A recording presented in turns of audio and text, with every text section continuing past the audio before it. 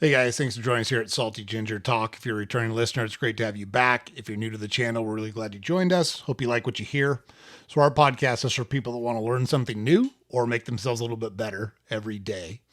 And today we are going to try to convince you that in today's society where we push for comfort and easiness and lack of obstacles, why doing hard things matters. We're going to give you 5 reasons why they're important, and we're going to give you scientific evidence to prove our point. Because you guys know how we roll here at Salty Ginger Talk. We don't just throw things out in the ether. We try to give you real world, practical tips that you can use to make changes in your life to make your life better. So that's what we're talking about today. Let me start with a story. It's about a guy named David Goggins. You may have heard of David Goggins because he's got a pretty prominent profile on YouTube and as a speaker and just in society in general. He's a former Navy SEAL, an ultra marathon runner, and an author. He once ran over 100 miles in under 24 hours. He did it with broken bones in both his feet. Why would he do that? Not because he did it for the pain, not because he did it to show he's crazy, but he did it to show that he believed in what he was doing. He could commit to doing something even if it was hard. He did it for growth. That's why he did it. Now, we're not saying that you need to suffer to succeed. We're not saying put your health at risk. There's a pretty easy argument to be made that that is unhealthy by anybody's standard. Running 100 miles is not the healthiest thing to do. Doing it with 2 broken feet seems insane. But he was committed. He wanted to do the hard thing, and he did it. But we are saying that avoiding hard things keeps you stuck. It keeps you small, and it keeps you unsatisfied. Growth doesn't happen in comfort zones. Growth happens when we push ourselves. So today, like we talked about, we're going to give you 5 science-backed reasons why doing hard things is the fastest path to growth. And for each one, I'm going to give you a real-world story and a takeaway that you can use starting today. So let's just jump into it right now. Reason number 1, doing hard things builds mental toughness and grit, period. Psychologist Angela Duckworth's research found that grit, the combination of passion and perseverance, predicts long-term success better than any other metric, better than IQ, better than talent, better than socioeconomic background. In her words, success is often about consistency over time, not bursts of brilliance. So being steady over a long period of time is way more important than periodically being a superstar. Consistency wins every single time. All right? So since we talked about David Goggins at the top, let's talk about Navy SEAL training specifically. Only about 1 in 4 who enter the grueling 24-week program make it through. So it's a 25% success rate or a 75% failure rate. But here's what's fascinating. It's not the strongest, fastest, or most athletic guys that succeed. It's not them. It's the ones who refuse to quit. Mental toughness beats raw talent every single time. So, sounds good. How do we do that in our world? Here's your takeaway for this one. Start a 30-day discomfort challenge. You're going to do one thing each day that makes you uncomfortable. Maybe it's a cold shower. Maybe it's waking up an hour earlier. Maybe it's having a tough conversation. It doesn't matter what it is. The reps are what matter. The consistent action of putting yourself in discomfort or uncomfortable situations is what matters. You're training your grit muscle. It's as straightforward as that. Okay, so that's number 1. Second reason, doing hard things rewires your brain to become more resilient. Neuroscientists like Bruce McEwen have shown that when we engage with stress, rather than avoid it, our brain's prefrontal cortex strengthens. That's the part of the brain, the prefrontal cortex is the part of the brain responsible for emotional control, decision-making, and problem-solving. We become better equipped to handle future challenges. Think about Viktor Frankl. Viktor Frankl was a Holocaust survivor and a psychiatrist. He was imprisoned in Nazi concentration camps, stripped of everything, and yet found purpose in his suffering. He later wrote Man's Search for Meaning, which has helped millions reframe pain into growth. So this guy was in the concentration camps, literally facing death, and he found a way to persevere. It doesn't get more uncomfortable than that. If he can do that, you can certainly do something hard. Okay, so what's the takeaway? How do we do that? Sounds good. What do we do? What are the actions that we take to make ourselves become more resilient? Every time you face something hard, write it down. Journal how you felt before, journal how you felt during, and journal how you felt after. This simple habit rewires your brain to see challenges not as a threat, but as a chance to grow. You're reframing the experience from a negative to a positive. Each challenge becomes a mental rep that builds psychological strength. All right? All right, here's number 3. Reason 3, doing hard things reveals what you're truly capable of, not the limits you've set in your mind. Albert Bandura, a renowned psychologist, developed the concept of self-efficacy, the belief that you can influence your outcomes. And the fastest way to build it is achieving hard things. Look at Elon Musk. Elon Musk taught himself rocket science. He's not a scientist. He's not a physicist. He's not a rocket scientist, but he taught himself rocket science. He was mocked and doubted constantly, and yet he still launched SpaceX into orbit when experts said it was impossible. He didn't succeed because it was easy. He succeeded because the hard things forced him to evolve.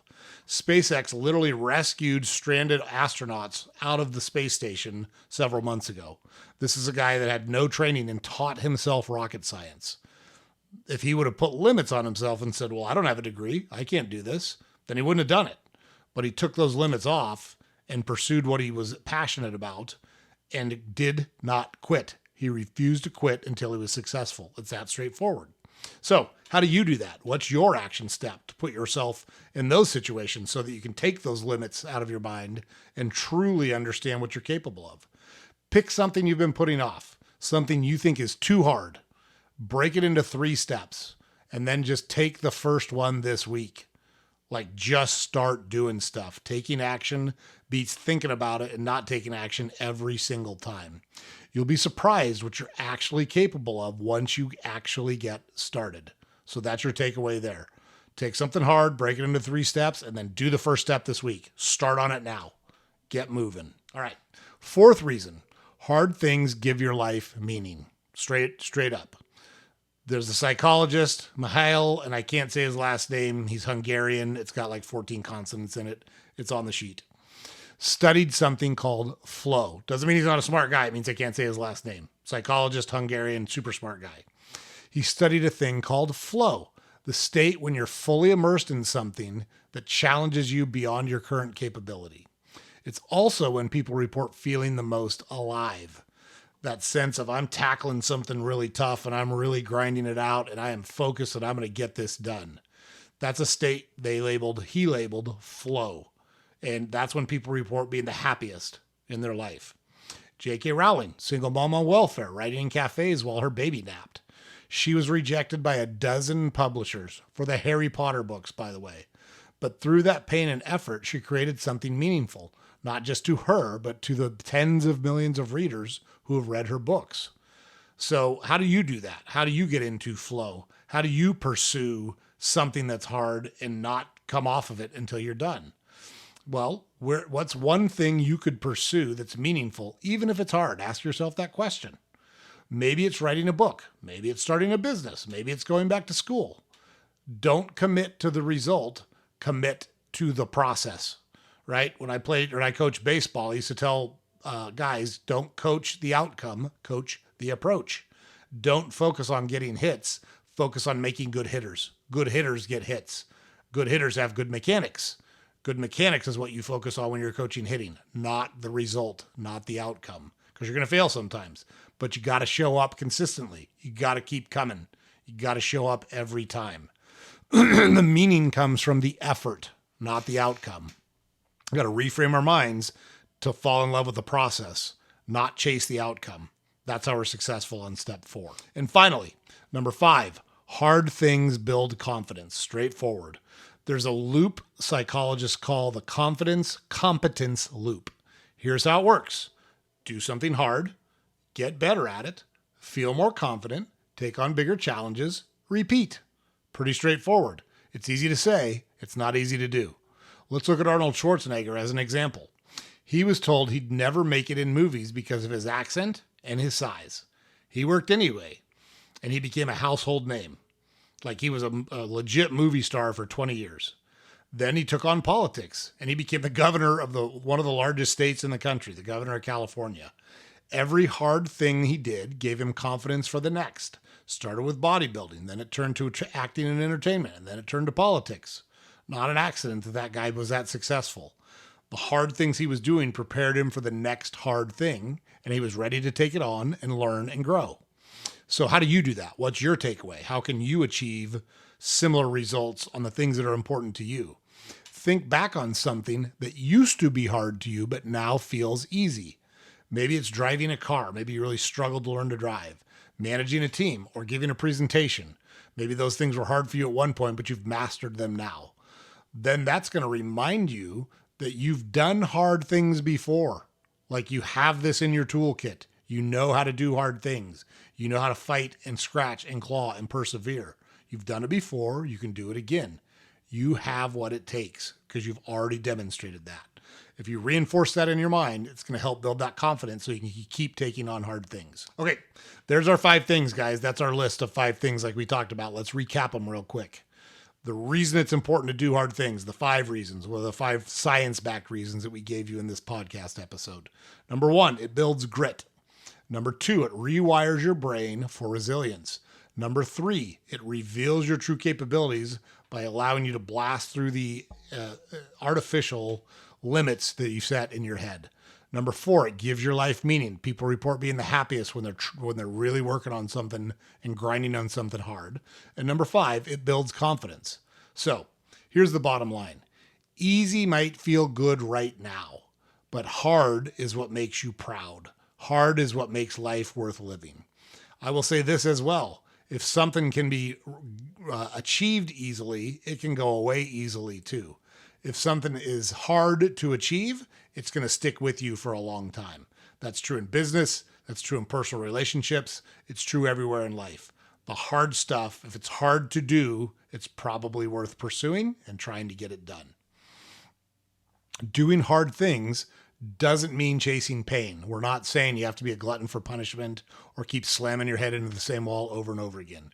It means you're choosing growth. And you're choosing meaning. You're choosing the version of yourself that you want to become. You do that by taking on hard things. So this week, just choose one hard thing, just one, and then do it. Take action. Then tell someone about it. Share the victory. Post it in our comments on this video. We'd love to hear about it from you. That's how you build momentum. We'd love if you can use our podcast to participate in that in some little way. All right. Thanks for listening, guys. If you found this helpful, share it with a friend who's facing a challenge right now. And remember, the life you want is on the other side of the hard things you're avoiding. Like Marcus Aurelius said, the obstacle is the way. Take on the obstacle. You'll feel so much better and you'll build such a great life for yourself. You'll be shocked. You'll be absolutely shocked. Okay, James puts it up over here every day. Don't forget to head to our website, saltygingertalk.com. All of our podcast episodes are available there. We got links to all our social media accounts there. We publish a newsletter every weekday that you can subscribe to on our website.